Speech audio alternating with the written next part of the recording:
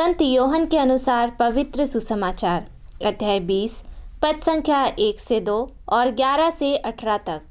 Maryam Magdalena सप्ताह के प्रथम दिन तड़के मुंह अंधेरे ही कब्र के पास पहुंची। उसने देखा कि कब्र पर से पत्थर हटा दिया गया है। उसने सीमोन पेत्रुस तथा उस दूसरे शिष्य के पास जिसे ईसा प्यार करते थे दौड़ती हुई आकर कहा, वे प्रभु को कब्र में से उठा ले गए हैं और हमें पता नहीं कि उन्होंने उनको कहाँ रखा है। मरियम कब्र के पास बाहर रोती रही।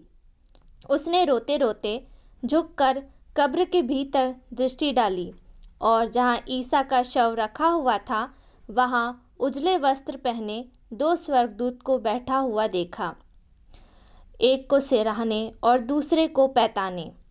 दूतों ने उससे कहा, भद्रे, आप क्यों रोती हैं? उसने उत्तर दिया, वे मेरे प्रभु को उठा ले गए हैं और मैं नहीं जानती कि उन्होंने उनको कहाँ रखा है। वह यह कहकर मुड़ी और उसने ईसा को खड़ा देखा, किंतु उन्हें पहचान नहीं सकी। ईसा ने उससे कहा, भद्रे, आप क्यों रोती हैं? किसे ढूंढती हैं?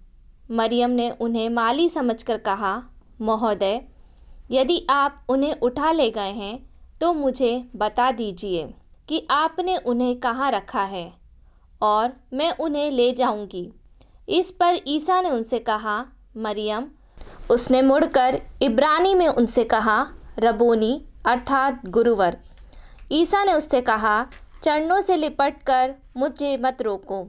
मैं अब तक पिता के पास ऊपर नहीं गया हूँ। मेरे भाइयों के पास जाकर उनसे यह कहो कि मैं अपने पिता और तुम्हारे पिता, अपने ईश्वर और तुम्हारे ईश्वर के पास ऊपर जा रहा हूँ। मरियम मगदलेना ने जाकर शिष्यों से कहा कि मैंने प्रभु को देखा है और उन्होंने मुझे यह संदेश दिया।